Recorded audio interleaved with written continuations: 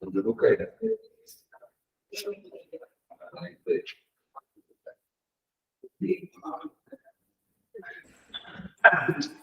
Nah, gini aja lah. Bismillah. Cek suara kan? Cek. 1, 2. Oke, ya, bismillah. Baik. Bismillahirrahmanirrahim. Assalamualaikum warahmatullahi wabarakatuh. Sobat Kusmesifa, yang dirahmati Allah Subhanahu wa taala. Apa kabar semuanya di rumah? Alhamdulillah. Alhamdulillahirabbil alamin. Alhamdulillahilladzi arsala rasulahu bil huda wa dinil haqq liyudhhirahu 'ala ad-dini kullihi wa kafa billahi shahida. Allahumma shalli wa sallim 'ala sayyidina wa nabiyyina Muhammadin wa 'ala alihi wa sahbihi ajma'in. Amma ba'du. Alhamdulillah sobat Kusmes yang dirahmati Allah Subhanahu wa taala, apa kabarnya semua yang di rumah menyaksikan acara podcast kita pada kesempatan hari ini. Ya, Masya Allah, alhamdulillah ini topiknya sangat luar biasa, topiknya sangat menarik ya. Ini akan membahas sesuatu yang berbeda dari yang sebelum-sebelumnya ya, karena memang yang kita hadirkan narasumber kita itu selalu berbeda-beda keilmuannya, minatnya, ya, kompetensinya. Ya, mudah-mudahan ini memperkaya pemahaman kita, memperkaya pengetahuan kita. Sebab sifat yang dirahmati Allah Subhanahu wa taala. Baik, ini ada di antara kita bersama-sama kita sekarang Dr. Zainal Abidin. Beliau sudah bersama-sama kita juga Dr. Abdurrahman Bisno. Apa kabar Pak Dr. Zainal Abidin dan Dr. Bisno? Apa kabar? Harus sehat selalu ya. Insyaallah kalau bisa di rumah juga harus sehat selalu ya. Semangat terus. Alhamdulillah. Ini kita agak lewat sedikit dari waktunya, tapi nggak apa-apa, kita harus semangat terus. Nah, ini kita akan membahas judulnya, yaitu adalah menata organisasi. Bagaimana organisasi tertata untuk menciptakan OCD, ya, Organization Citizenship Behavior. Ya, bagaimana organisasi ini atau bisnis itu melesat kinerjanya juga hebat. Luar biasa, dari yang dulu udah keren ini misalnya ya. Alhamdulillah. Nah, Dr. Zainal Abidin ini adalah salah satu dosen di STT Sirpura. Beliau adalah Direktur Pasca Sarjana Pendidikan Agama Islam. Ini menarik nih, beliau ikut bersama kita, dan juga Bapak Dr. Bisno yang selalu berada di podcast kita, selalu mendampingi ya, luar biasa beliau ya. Alhamdulillah ya. Terima kasih atas bimbingan beliau ini. Ya. Beliau salah satu dosen, juga kedua direktur PPPM. Itu sesuatu yang Sobat Kusmesifa yang dirahmati Allah Taala, ini ada tema yang menarik tadi kita sebutkan. Ini karena channel ini sudah ada dengan kita, yuk kita tanya-tanya tentang judul ini. Dr. Zainal, siap ya? Siap. Alhamdulillah. Pak Dr. Zainal, ini kan judulnya menata organisasi menjadi bisnis hebat, ya kan? Bisnis besar, kinerja hebat. Nah, ini ibaratnya kumpul gitu. Bisa kumpul, bisa kuat. Ini apa latar belakangnya dan bagaimana ini? Kok bisa seperti itu? Silakan kepada Oke, baik, yang pertama kita pahami organisasi. Organisasi itu apa sih? Tentunya organisasi itu bukan hanya satu orang, tetapi terdiri dari yang notabene di dalamnya itu berbagai isi yang bersatu. Kemudian ketika berbagai isi kepala yang bersatu itu bagaimana menyatukan sebuah keinginan yang harus ditekan di dalam organisasi tadi. Oke. Menyatukan keinginan, menyatukan persepsi itu tentunya harus dibuat, dirancang, ditetapkan oleh organisasi. Agak sulit ya sobatnya, bagaimana nih Pak Dokter supaya pelanggan bisa merasa. Oke. Dari awal beberapa orang tadi di organisasi tadi, yang tentunya latar belakang pendidikan, latar belakang pemikiran, latar belakang sosial itu sangat berbeda. Kemudian tergabung di dalam sebuah organisasi, entah itu organisasi pendidikan maupun organisasi non pendidikan, yang tentunya harus ada kesamaan kepentingan. Satu, kedua ada kesamaan keinginan, gitu ya. Nah di situ perangkatnya berarti harus dirumuskan impian yang harus dirumuskan bersama-sama. Impian adalah visi. Jadi impian itu bukan dibuat oleh top leader saja, tetapi impian itu harus dibuat secara bersama-sama, sehingga dengan mudah organisasi itu dapat dijalankan sesuai dengan guidance rule yang berjalan. Ya. Apalagi ketika kita berbicara organisasi di era globalisasi, ya tentunya teknologi yang begitu coba kita lakukan. Kala kita pagi-pagi akan mengejar kereta, kita akan berangkat ke Jakarta. Nah, di dalam angkot itu otomatis ada berbagai gelombang. Ya, ada berbagai gelombang. Kepentingan yang berbeda-beda. Bagaimana kita memposisikan sebagai satu penumpang yang untuk kepentingan kerja kita. Tapi tidak membantu kepentingan yang lain.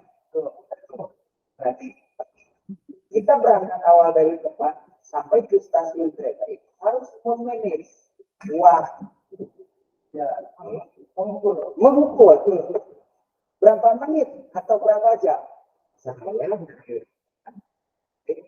kereta, sampai di stasiun kereta, checking dan sebagainya, tiket dan sebagainya, masuk ke kereta, tiba ke tempat kerja di Jakarta.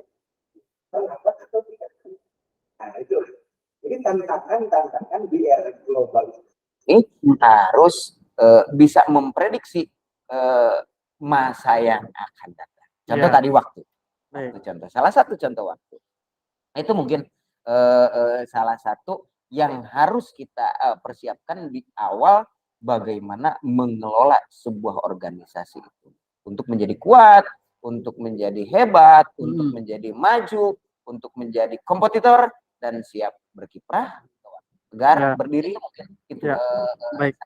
Nah, jadi sobat Pusmesiva, jadi untuk menyatukan berbagai impian itu ternyata ada dream, ya kan? Ada impian yang akan menyatukan kepentingan-kepentingan, gitu kan? Nah, impian-impian, apa namanya, keinginan-keinginan, pendapat-pendapat dan sebagainya itu, ya.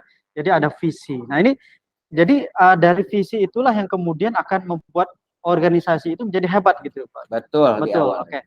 Nah, ini pertanyaan selanjutnya nih, setelah itu berarti kan harus ada pembuatan visi yang bagus, gitu kan. Nah, ini bagaimana ini Pak Dokter? Untuk membuat visi itu tentunya yang terukur. Nah, yang terukur, smart ya.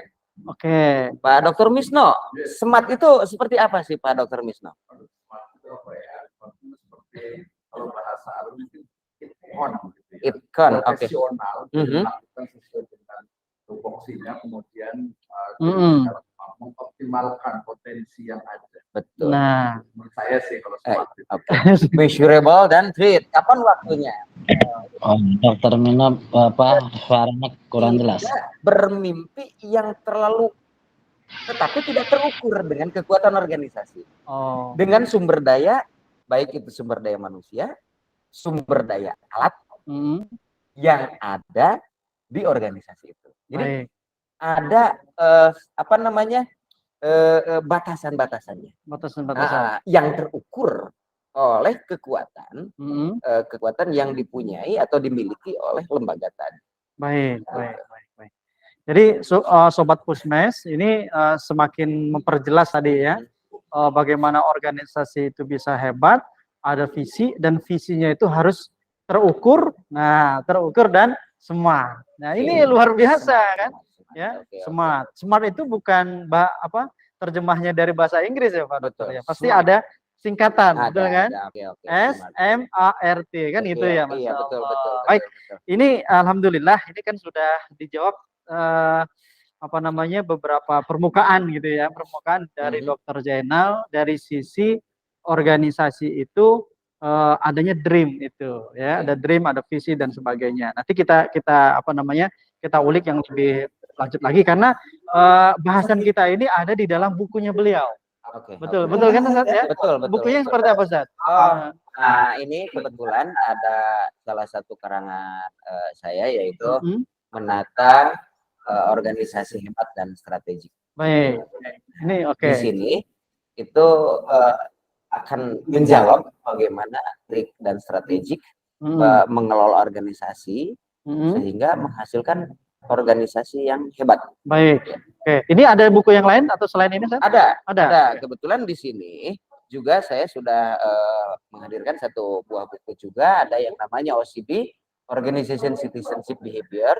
Jadi di dalam buku ini menjawab bagaimana menciptakan budaya. Organisasi. Iya, ya. Cultural organization yang baik ya. Baik. Yang tentunya budaya yang silih asah, budaya silih asih, dan budaya silih asuh. Masya Allah. Jadi budaya Sunda itu. Budaya Sunda sebenarnya ya. Sunda. Berarti ini buku yang cetakan sebelumnya. Ini kalau misalkan Sobat Pusmes akan memesan, mungkin ada cetakan kedua atau selanjutnya Ustaz ya? Ada selanjutnya nanti. Nanti bisa kita hubungin dari pihak Pusmesifa untuk tindak lanjut itu. Baik. Oke, siap. Itu begitulah jawaban dari Bapak Dr. Zainal gitu kan. Nah, ini Pak Dr. Misno begitu masih di line tersambung Pak. Alhamdulillah ya. Baik. Kain aja mic di sini ya. Baik. Pak Dr. Misno, tadi menurut Pak Dr. Zainal, organisasi itu akan berkembang, akan tumbuh ya menjadi satu impian yang luar biasa, menjadi hebat itu karena ada satu visi yang dibangun. Ya, kemudian dari situ ada terukur dan menjadi budaya gitu kan nanti ya. Nah, ini kalau dari sisi Pak Dr. Misno, ini dari sisi apa nih nanti? Itu silakan di elaborasi mungkin ya, elaborasi dari satu pertanyaan tadi. Ya, baik. Terima kasih Pak Kang Rendra ya. Ini menarik sekali nih kalau bicara tentang organisasi. Jadi saya ingin melihat banyak perspektif ya. Ketika kita kan bisa fokus mana mau ke bagaimana mungkin mewujudkan satu misalnya organisasi yang unggul, atau mungkin kita juga bisa flashback juga kepada sirah ataupun sejarah histori di masa lalu, dan juga kita bisa juga menggunakan perspektif dari our religion, our spirituality ya, keyakinan. Ini menarik. Jadi tadi kalau Pak Dr. Zainal berbicara tentang organisasi ya, kalau saya pertama berangkat dari definisi ya, bahwa di dalam Islam itu juga ada minimal itu ada dua istilah kan. Dua istilah, baik. An-nizam gitu ya, artinya itu adalah struktur sebuah satu kesatuan yang tidak bisa dipisahkan dan memiliki satu tadi dream, memiliki satu main goals, tujuan. Nah, yang kedua yang kedua dari sisi juga yang kita sudah biasa dengan al-jamaah. Nah, sejatinya al-jamaah dalam konteks ini adalah sebuah organisasi.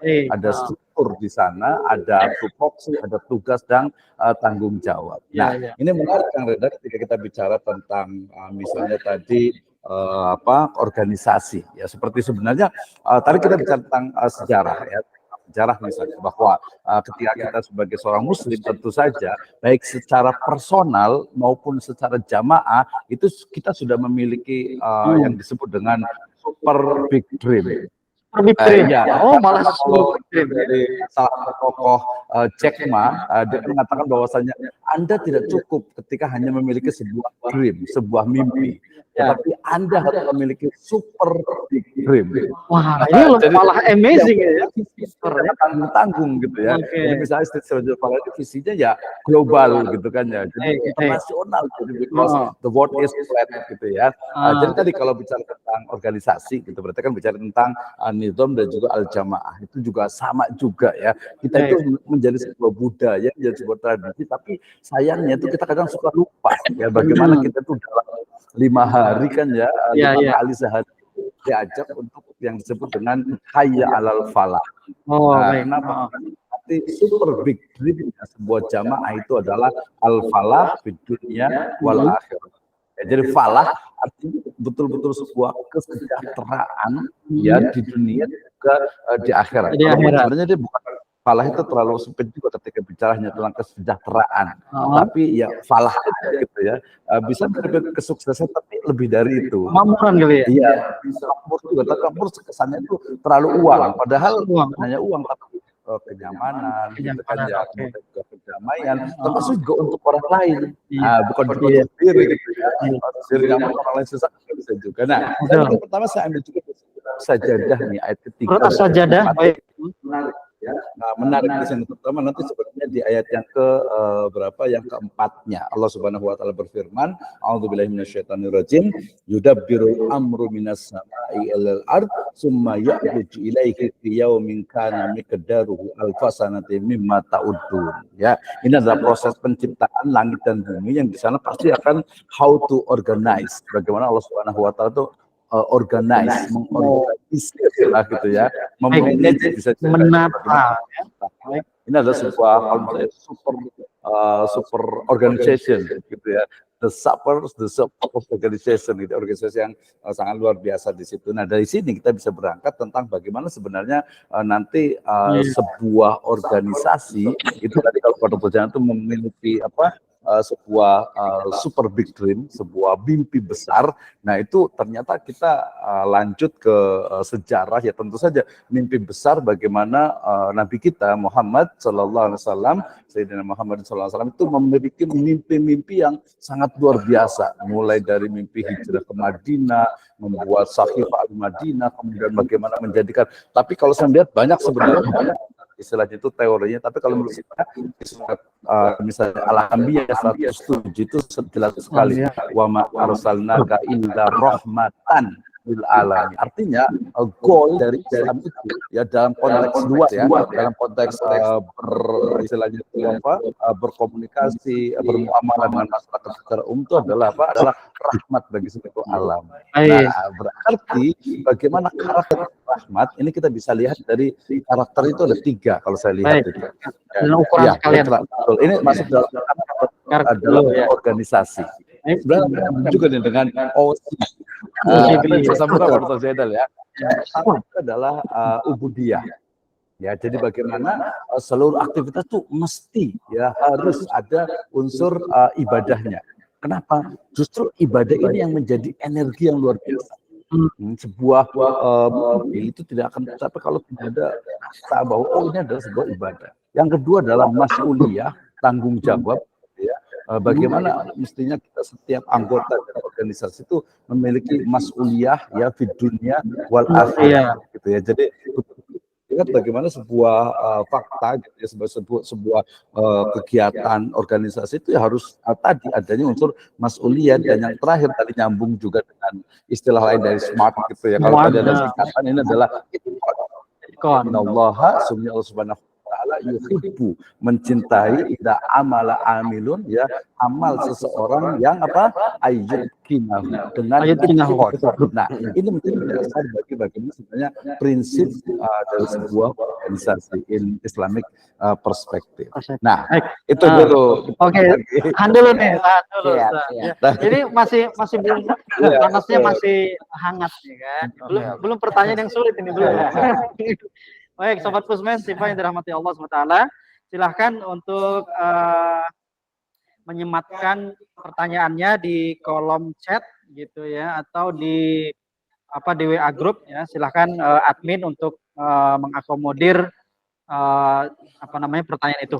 Baik, sebelum ada pertanyaan dari peserta gitu ya, yang baik itu ada di Google Meet maupun ada di kolom chat YouTube maupun di kolom chat WA group. Oke, itu. Nah, Pak Dr. Jenal, nah tadi kita dijelaskan tentang organisasi secara umum, bahwa ini tuh punya punya dream, punya visi terukur, dan ada budaya.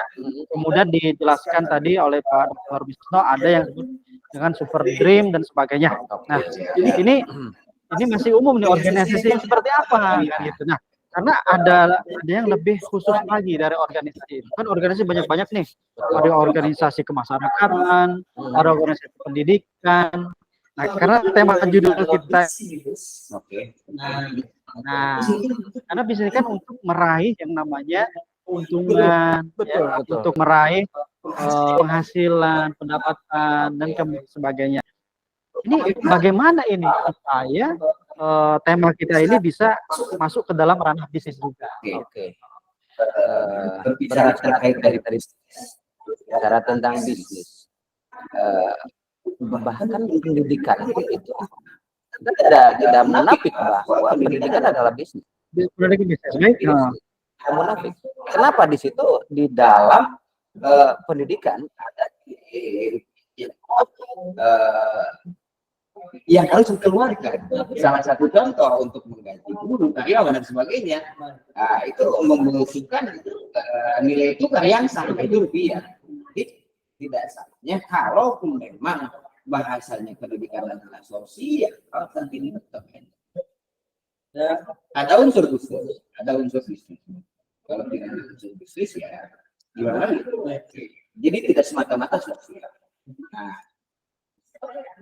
berbicara terkait dengan organisasi luas ya, organisasi pendidikan, organisasi yang pendidikan, perusahaan kecil, perusahaan besar, mikro, Nah, kemudian lembaga pendidikan kecil, lembaga pendidikan yang sedang-sedang saja, bahkan sampai ke lembaga pendidikan yang besar. Nah, saya mengutip dilakukan oleh James Collins. James Collins. Itu tahun 2001. James Collins itu dia berpendapat bahwa ada dua kelompok perusahaan yang menjadi perusahaan. Itu kelompok perusahaan yang baik. Yang pertama adalah good governance dan kelompok perusahaan yang hebat. Nah, menurut para pemirsa, mana sih perusahaan yang lebih hebat, itu perusahaan yang baik atau perusahaan yang hebat? Ya, ini pertanyaan yang menjebak itu. Betul. Jadi karakteristik yang membedakan kedua kelompok perusahaan tersebut adalah selain pertama adalah pemimpin, ya, top leadernya. Oke. Terus kemudian karyawan yang kompeten. Karyawan yang kompeten yang tentunya duduk pada posisi yang tepat. Duduk pada posisi yang right place, ya. Tempatkanlah saudara pada tempatnya. Jika kita menempatkan seseorang bukan pada tempatnya, maka di Al-Quran dikatakan, saya kurang paham tuh ya, maka tunggulah kehancurannya. Betul. Kalau tidak salah. Nah, begitu pun lembaga baik perusahaan maupun pendidikan ya, akan sama. Ketika kita menempatkan seseorang bukan pada ahlinya, maka hancur. Fantadir sa'ah berarti. Ya. Pemimpin kedua menempatkan seseorang pada tempatnya. Kemudian sikap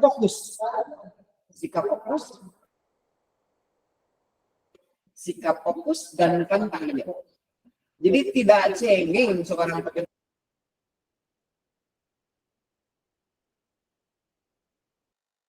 Pasti ada pekerjaan yang bahkan pekerjaan yang sangat sulit sekali.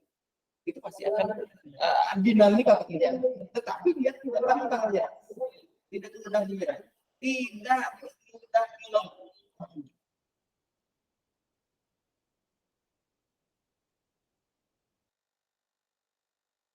Jadi yang terbaik parameternya dan budaya disiplin. Budaya disiplin seperti apa? Budaya disiplin banyak di depan kantor-kantor kita sering menjumpai malu datang siang, malu dan sebagainya, budaya malu lah seperti itu. Kemudian dan teknologi itu tidak bisa kita kesampingkan, tetapi teknologi adalah sebagai pengungkit di dalam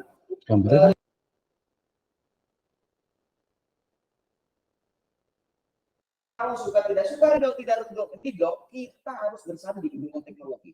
Salah satunya ketika bulan Maret tanggal 15 2020 pemerintah mengadakan kebijakan, menerapkan kebijakan yaitu menarik rem.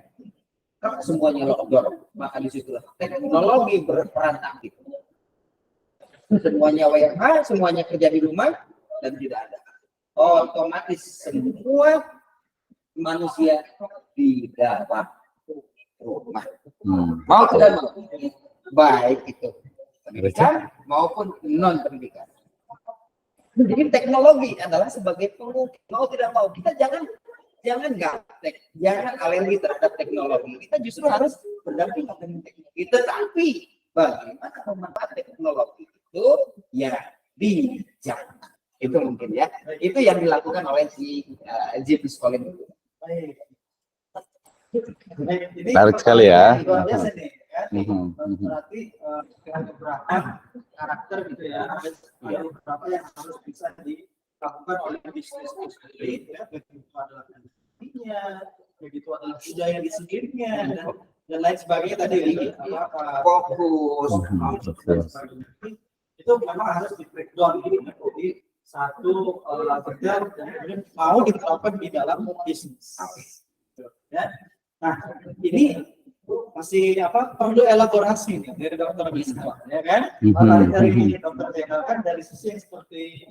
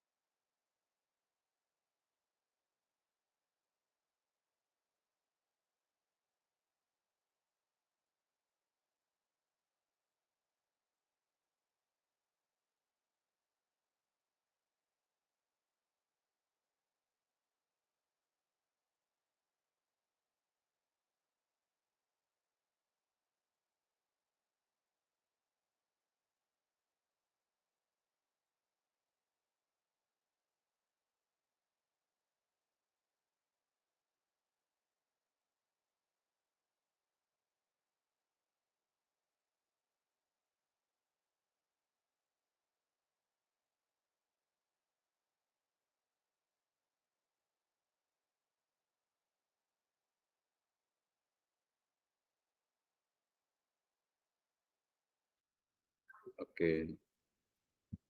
Oke, bisa terdengar ya? Saya dulu nggak masuk dulu kan? Hah? Saya masuk dulu. Iya, masuk dulu aja, silakan. Oke, silakan Pak Waduh. Oke, Sobat Pusmesifa yang dirahmati Allah SWT, selamat bergabung kembali. Insya tadi dari Dr. Zainal sudah disampaikan tentang bagaimana pengaruh dari teknologi, kedisiplinan, fokus, dan sebagainya. Nah, ini kita elaborasi dari Dr. Isto. Gitu kan, ya. Luar biasa. Sebenarnya udah cukup sih, Pak Dr. Harus dilakukan. Oke, silakan Pak Dr. Ya, baik, terima kasih. Menarik sekali nih Kang Renda. Ini sebenarnya sangat nyambung sekali nih. Tadi yang saya ingat gitu ya, saya ingin memang kita mungkin nanti perlu lebih detail lagi terkait dengan tadi kan kalau saya melihat itu nanti ada karakter ya, ataupun bisa dikatakan prinsip walaupun beda ya. Artinya itu adalah karakter dari sebuah organisasi yang unggul. Tadi pertama adalah bicara tentang apa? Bicara tentang leadership ya. Kepemimpinan itu pasti ya. Makanya dalam kalau di ayat dikatakan kullukum ra'in wa kullukum mas'ulun an ra'iyati. Di situ ada kepemimpinan, kemudian yang kedua juga ada mas'uliyah, ada tanggung jawab. Plus jangan lupa ya, the best leader, super leader, super manager ya, itu adalah Nabi kita Sayyidina Muhammad sallallahu alaihi wasallam ya, kama qala Allah taala a'udzubillahi minasyaitonir rajim laqad kana fi rasulillahi uswatun hasanah. Sungguh telah ada pada diri Rasul itu uswah hasanah. Uswah hasanah seperti apa? Saya biasa selalu menyingkatnya dengan the fast man. FAST, fast man. F adalah fatonah, profesional, A-nya adalah amanah, intelektual tentu saja, kemudian sidik juga pasti ya, dia memiliki kepribadian dan juga tablik atau komunikasinya. Nah ini kita bisa elaborasi kalau kita berbicara mungkin nanti khusus ya Pak Dr. Zainal ya tentang leadership. Ya bagaimana sebenarnya karakter dari seorang leader. Ya, so I think different between a leader, ya kita tahu beda antara seorang mungkin disebut dengan pemimpin, between leader and boss, gitu kan ya.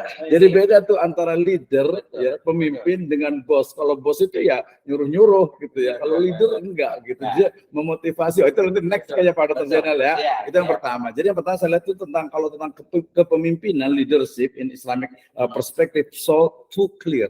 Ya, is a very clearly gitu ya, sangat jelas sekali kita bisa eksplor di situ. Kemudian yang kedua tadi juga terkait dengan anggotanya, artinya itu adalah unsur-unsur atau orang-orang yang ada dalam organisasi, yang duduk di dalamnya. Makanya kalau di dalam surat At-Taubah ayat 100 itu jelas sekali, ya dikatakan apa tentang kisah dari kalau yang di surat Al-Imran ayat ke-103 itu kan kuntum khaira ummatin. Wah, ada khaira ummah gitu ya. Jadi khaira ummah, sebaik-baik umat. Nah, tadi saya menyebutkan kalau dalam Islam itu kan ada nizam, ada al-jamaah, sebenarnya ada satu lagi itu ummah. Jadi kuntum khaira ummatin kalau kita terjemahkan secara bebas itu adalah kalian, Anda semuanya adalah anggota dari the best organization. Tadi apakah the good organization atau mungkin satu lagi apa ya, super organization atau hebat, bahasanya apa tuh, amazing atau apa tuh, itu pilih yang mana nih kira-kira gitu. Tapi kalau dalam bahasa itu lebih kepada khairun, ya kuntum khaira ummatin ukhrijat linnas ta'muruna bil ma'ruf wa tanhauna 'anil munkar. Itu dia disebut dengan ummah. Jadi ummah itu adalah kumpulan dari fardiyah atau individu-individu yang memang memiliki satu kesatuan tadi, super big dream. Nah, itu ya. Orang nanti kalau kita bicara tentang karakter dari organisasi itu, dia harus fokus ya. Bahkan tadi the right man on the right place gitu dikatakan kan idza wusidal amru ya wantadir sa'a. Tadi disebutkan tuh ya. Jadi kalau suatu masalah, suatu perkara, suatu tanggung jawab, suatu jabatan diberikan kepada yang bukan ahlinya, wantadir sa'a. Maka ya tunggu kehancurannya. Ya, tunggu hari apa, artinya bagaimana ya organisasi itu akan hancur. Gitu ya. Jadi dari organisasi ini berarti kita bisa fokus dengan rendah nih, fokus kepada sebenarnya bagaimana mewujudkan atau mungkin bahasa menciptakan ya, bagaimana menciptakan organisasi yang unggul. Seperti itu kita sudah menemukan satu. Yang pertama, bukan yang pertama sih sebenarnya, kita sebut saja yang istilahnya itu yang paling penting itu adalah apa? Leader, pemimpin. Setelah pemimpin baru nanti anggota-anggotanya, gitu ya, anggota-anggotanya baru nanti masing-masing dari karakter. Nah, itu Kak Rendra. Luar biasa. Karena dari apa yang disampaikan Dr. Wisno dengan Dr. Zainal itu sebenarnya Nyambung. Iyalah, nyambung. Betul. Karena memang lengkap gitu kan. Saling menambahkan dan sobat Pusmes itu bisa mengaitkan dengan sesuatu yang lain ya. Mungkin di lingkungannya sekitar itu punya bisnis apa ya, punya pekerjaan apa, sekarang sedang profesional di dunia bisnis apa, atau mungkin ada sesuatu yang komunitas mungkin. Nah, ini bisa diterapkan ya, bahwa seorang leader itu memotivasi. Betul, ya itu dari sisi leadernya. Betul. Ini luar biasa sih teman-teman. Itulah sebenarnya simpel saja supaya organisasi ini menjadi hebat. Itu tadi, ya, sosok pemimpin yang bisa membawahi dengan baik seperti betul ya. Dan lain sebagainya disampaikan oleh Dr. Zainal dan Dr. Wisno. Ya mungkin ini karena mungkin sedikit di awal itu kita ini kan dulu nih biar mungkin pemirsa sekalian bisa paham apa sih yang dimaksud dengan organisasi tadi ya. Jadi maksudnya itu definisi terminologinya lah. Jadi ini organisasi apa ya?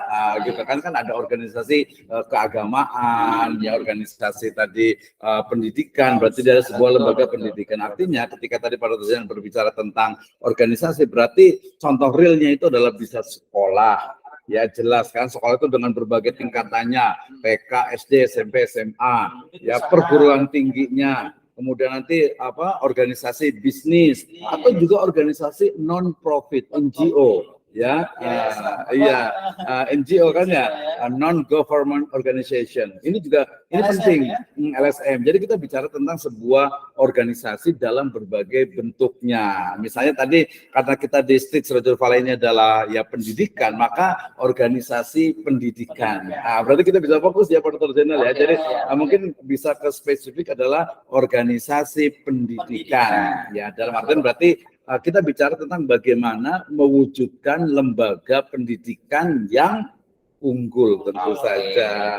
Nah, tadi kan sudah nyambung tuh, berarti pemimpin di sini adalah kepala sekolah, topnya dulu ya, top manajernya, top leadernya, kepala sekolah, ketua dan juga rektor.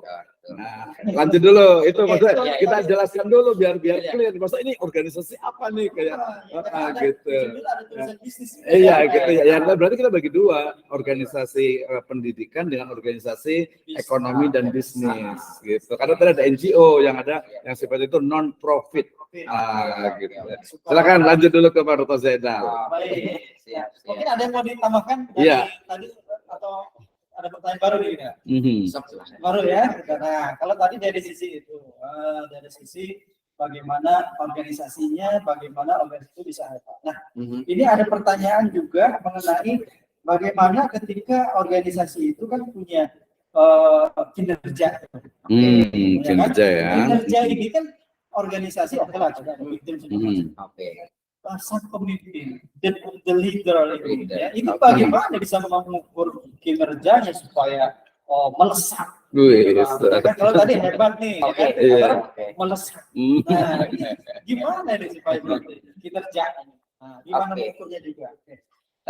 Sebetulnya strategi. Baik, lanjut. Sebetulnya untuk mengukur kinerja karyawan atau guru itu bisa berbentuk kuanti dan bisa berbentuk kuali. Salah satu contoh pemimpin yang mau turun ke bawah dan menghargai bawahan. Ya. Salah satu contoh pengakuan dari pimpinan itu sangat dibutuhkan oleh bawah, baik itu guru maupun karyawan, baik itu medik maupun pendidik ya. Contoh pengakuan, ketika guru tidak membuat RPP, contoh kecil aja. Iya, betul. RPP kalau zaman dulu, kalau zaman sekarang mungkin bukan RPP ya, Pak. Di kurikulum Di itu kurikulum beda. bahan modul ya. Modul ya. Nah, seyogianya seorang pemimpin itu bukan menegur dengan bahasa yang Oh iya, betul. yang tanda kutip lah, tetapi dengan mengajak atau menegur dengan bahasa yang sopan, menanyakan dengan bahasa yang sopan. Sudah sampai di mana pembuatan RPP-nya ataupun yang lainnya? Ada kendala atau bagaimana? Salah satu contoh. Tapi mengayomi Jadi ya. mengayomi, Betul, bukan setuju berarti tuh. memberikan jas, bukan memberikan hukuman. Betul, tiba-tiba Tetapi ya. mengayomi tiba-tiba. Terus ada kasus contoh lain juga. Guru itu murung, malas untuk masuk ke kelas dan sebagainya. Nah, sebagai pimpinan baik itu kepala sekolah maupun itu rektor ataupun ketua tidak bisa serta-merta memberikan hukuman gitu saja, tetapi bagaimana dia cara untuk approach-nya, pendekatan, pendekatan emosional yang tentunya di situ harus ada bahasa yang sangat lembut. Oke, contoh, kenapa Bapak ada masalah? Oke, nah mungkin kita tidak tahu kan sebagai pimpinan ketika tidak ada pendekatan yang emosional. Mungkin di rumahnya ada masalah dengan istrinya, ada masalah dengan anaknya. Ketika pendekatan emosional, maka guru tersebut akan curhat kepada pimpinannya. Nah, disitulah bisa memberikan solusi yang terbaik. Ngobrol. Itulah. Jadi segala sesuatu juga dan segala sesuatu permasalahan tidak akan selesai hanya dengan katanya. Nah, tetapi dengan komunikasi, dengan tabayun, luar biasa. dengan demokrasi, menanyakan hal-hal seperti itu. Nah, itulah untuk pengukuran secara kualitatifnya. Kinerja itu. Dorongannya. Itu untuk motivasinya. Kenapa guru ini kok jadi rendah? Dimotivasi seperti itu. Disemangatin. Terus kuantitatif ada juga memang kalau di SMA atau SMA kan ada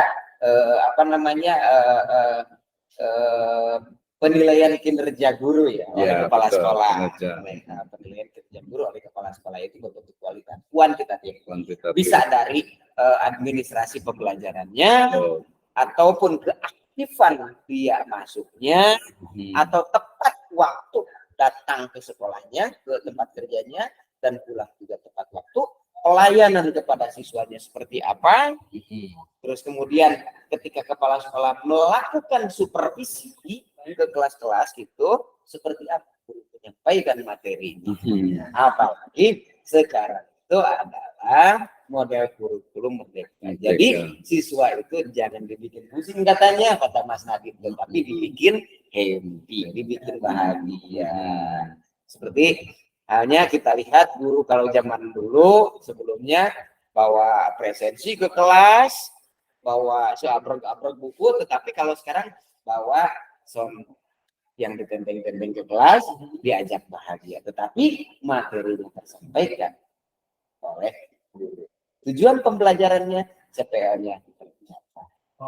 Jadi model pembelajarannya seperti itu kalau sekarang. Nah, itulah yang dilakukan oleh kepala sekolah untuk melakukan supervisi kepala sekolah, itu bentuknya kuantitatif. Nah, loyalitasnya sampai di mana guru itu tadi? Ketika ada penghargaan dari pimpinan, ketika ada pengakuan dari pimpinan, maka otomatis loyalitas kinerja guru itu akan naik.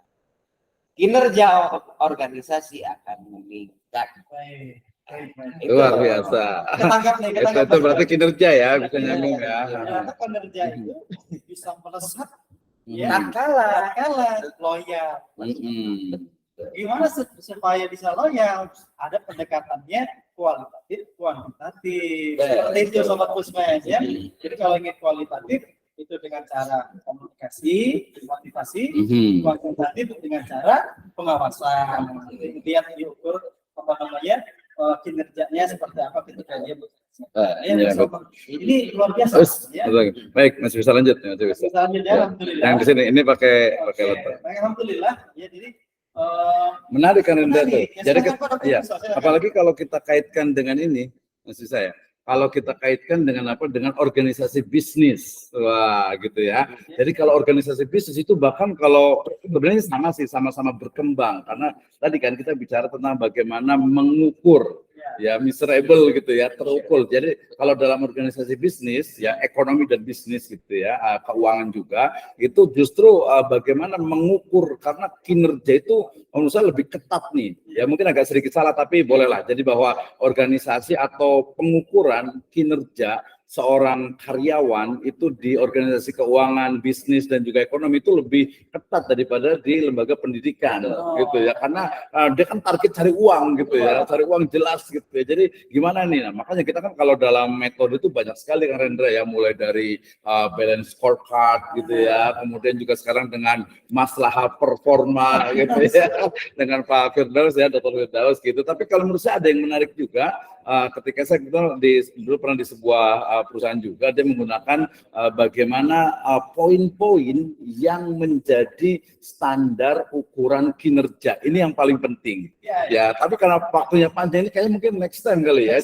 Khusus untuk kinerja. Tapi ada satu yang paling penting menurut saya itu adalah kelemahan dari balance scorecard, kemudian juga kelemahan dari beberapa sampai kepada aplikasi dan juga model ataupun sistem untuk menilai kinerja baik yang kuali ataupun kuanti gitu ya, itu adalah tidak memasukkan karakter perilaku Islami, akidah, tauhid ke dalam variabel dari kinerja itu. Nah, menarik justru. Jadi gini, ketika saya di sebuah perusahaan kemarin itu saya ingat sekali di wilayah Sentul City sana. Jadi ketika seorang karyawan itu dianggap memiliki kinerja bagus ketika dia itu mampu mengimplementasikan nilai-nilai tauhid, nilai-nilai kepercayaannya. Artinya begini Kang Rendra, seorang karyawan itu, jadi kita konteksnya adalah Islamic Organization gitu ya. Jadi bukan hanya melihat dari sisi, oh udah berhasil nih, oh untungnya banyak nih, oh alumninya bagus nih, tidak hanya itu. Ya, tetapi juga bicara tentang bahwasanya ada proses ya, ketika karyawan itu bagus bukan hanya tercapai targetnya, tapi juga dia menjadi juga anfa'uhum linnas untuk teman-temannya. Gitu dia secara personal dia juga memiliki tadi itkon ya, amanah, profesional, tapi juga dengan masyarakatnya atau dengan teman-teman sekelasnya. Kan ini paling banyak ya, ini ketika tadi sebenarnya terkait dengan organisasi sebenarnya nih, SDM yang aduh di mana-mana dia itu kubu-kubuan, gitu, kelompok-kelompokan, yang satu menjelekkan yang lain, ini kan nggak Islam secara, walaupun kita nggak nyebut Islam saja itu nggak bagus secara organisasi, itu yang disebut dengan apa, toxic. Kok toxic sih? Ya, toxic namanya ya. Iya, jadi itu yang menjadi racun organisasi. Ya, kenapa organisasi itu nggak maju? Salah satunya itu adalah karena tadi banyak tokoh-tokoh karyawan gitu ya, anggota organisasi itu yang itu malah menjadi toksik, malah menjadi racun ya, karyawan-karyawan yang racun ini yang kadang memang justru malah membuat organisasi tidak berhasil. Nah itu, jadi kita kalau bicara tentang kinerja, cara, model, konsep mengukur kinerja. Nah, karena nanti dalam Islamic perspektif itu dia selalu memasukkan, oh misalnya ada satu karyawan, oh dia sholatnya tepat waktu apa enggak nih? Kemudian dia suka ngomongin orang apa enggak nih? Oh dia tuh ngajak nih. Kalau saya itu waktu itu bikin kinerja gitu kan itu sampai detail, sampai ketika dia ada misalnya ada model misalnya sebelum kerja itu 5 menit baca Al-Quran dulu. Gitu kan ya, gitu juga. Terus nanti tapi yang paling penting adalah dia juga membawa tadi atmosfer positif, energi. Misalnya dia itu membawa, oh ketika waktu sholat misalnya temennya itu diajak sholat, gitu kan ya. Nah itu juga ini sebenarnya banyak ya, itu ada sebuah corporate culture. Ya, jadi budaya organisasi mungkin jadi banyak banget ini ya. Tapi tadi bisa tentang kinerja, makanya kalau bisa tentang organisasi itu sangat luas sekali gitu. Itu ya. Oke. Mungkin ada lagi, pasti banyak. Jadi saya ingat ketika berbicara tadi dikatakan ada apa namanya dari teman sekantor, sebagainya. Nah itu memang bagian daripada untuk menuju organisasi yang unggul. Betul, iyalah pasti. Organisasi yang unggul. Nah, memang kita tidak bisa menutup kemungkinan penghargaan dari teman sebaya, teman kerja, rekan kerja. Nah, artinya di sini pengakuan dari rekan kerja itu sangat memungkinkan. Kenapa? Karena kenyamanan akan didapat. Betul. Kenyamanan akan didapat. Saya ingat yang dikatakan Stephen Bungay, Pak. Stephen Bungay ada di buku ini, di buku menata organisasi hebat dan strategik itu ya, untuk meraih sebuah kesuksesan di dalam organisasi itu menjadi organisasi yang kuat, hebat, dan bisa berkompetitor dengan organisasi-organisasi lain. Nah, salah satunya itu tadi sebagai pengungkitnya adalah bagaimana menciptakan iklim atmosfer di dalamnya, itu atmosfer yang sejuk, positif ya, sejuk. Yang sejuk. Satu sama lain menghargai, tidak ada dusta di antara kita, tidak ada budaya sikut menyikut. Justru ada juga budaya adalah saling menjunjung, saling menghargai, silih asih, silih asa, silih asuh. Itulah yang harus kita jaga, harus kita jaga di dalam organisasi itu, sehingga organisasi kita ya organisasi yang kokoh. Contoh, kita akan membangun rumah hanya bambu satu, itu tidak akan kuat ketika tidak ditopang oleh bambu yang lain. Termana itu. Jadi satu sama lain akan saling melengkapi. Karena memang manusia itu tidak ada yang sempurna, satu sama lain saling melengkapi. Ada kurangnya dan mempunyai kelebihannya. Itulah organisasi. Begitu, Pak.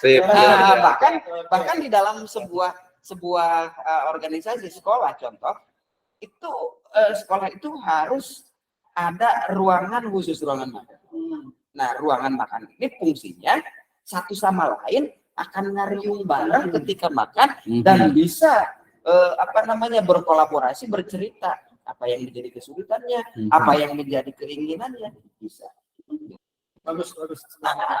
Pun kepala sekolah jangan jaim-jaiman, ikut nimbrung di situ. Kalau merakyat harus turun ke bawah. Jadi jangan hanya duduk di belakang meja saja, tetapi tidak tahu bagaimana permasalahan di bawah ketika pimpinan top leader tadi, baik rektor, kepala sekolah ataupun ketua, ketika turun ke bawah maka akan tahu permasalahan yang sebenarnya. Mendengar langsung.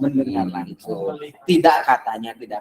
Kalau seorang top leader, seorang pemimpin hanya mendengar kata-katanya saja, dia tunggu kehancurannya. Bisa saja mungkin ini akan menjadi pemicu untuk menjadi kehancuran.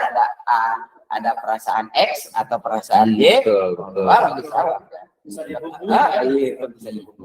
Baik, luar biasa ya. Luar biasa. Apa yang dikatakan oleh Dr. Zainal dan Dr. tadi, sangat cocok sekali ya bagi kita pelaku bisnis, pelaku pendidik ya, didik atau NGO tadi yang disampaikan oleh Dr. Wisnu ya. Ini luar biasa bagi teman-teman semua. Baik, ini tadi jawaban closing. Ya. Atau mau ada closing di Dr. Wisnu?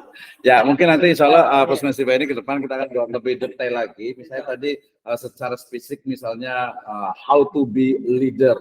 Gitu ya, bagaimana menjadi seorang leader, pemimpin, atau bagaimana karakter seorang leader, itu yang pertama. Yang kedua adalah tadi bagaimana misalnya kinerja, bagaimana cara mengukur kinerja sekaligus juga solusi-solusi ketika menghadapi berbagai macam tantangan di organisasi itu, gitu ya. Ya, satu lagi nanti mungkin lebih spesifik ke satu organisasi bisnis, ekonomi bisnis keuangan, satu lagi fokus kepada organisasi ke pendidikan. Karena ini kan di sekolah banyak artinya itu dari pengelolaan SDM-nya, gurunya gitu, keluar masuk. Tapi kalau keluar masuk sudah menunjukkan sangat tidak nyaman di dalamnya. Ya, tapi kita kayaknya mungkin ini kali ya, kalau kita kasih kuis nih yang bisa jawab nih. Oh betul, dari teman-teman di kolom chat sudah ada Pak operator.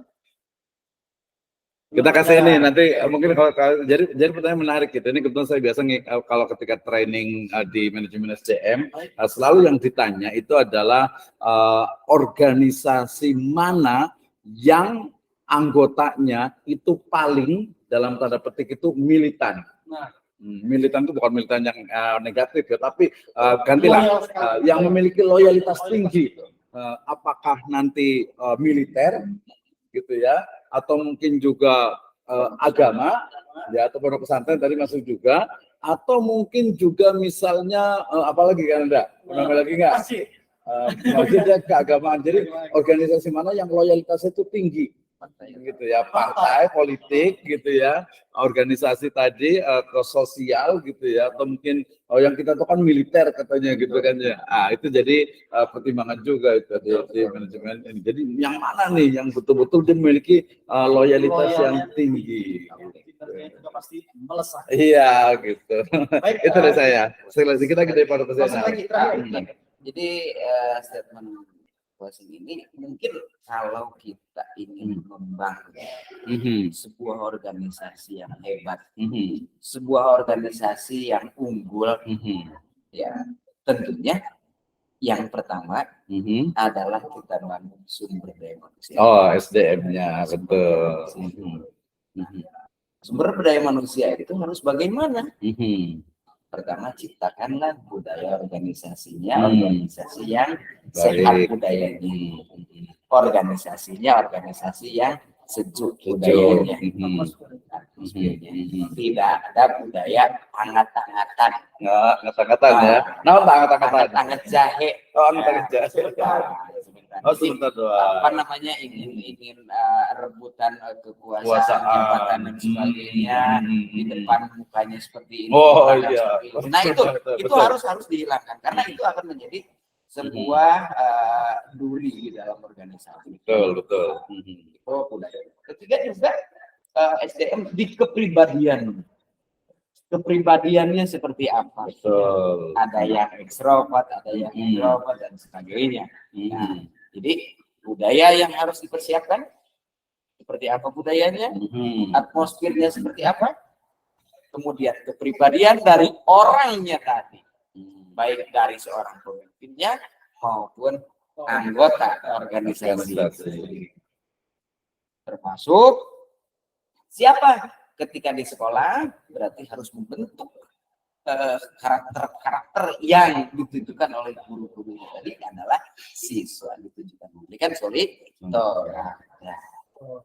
kemudian berikanlah pelayanan yang prima kepada siapa? Pelanggan. Siapa pelanggan ini? Pelanggan itu ada dua, pelanggan internal dan pelanggan eksternal. Pelanggan internal adalah tadi guru, tata usaha, satpam, tukang masak, tukang sapu dan sebagainya, itu adalah pelanggan internal.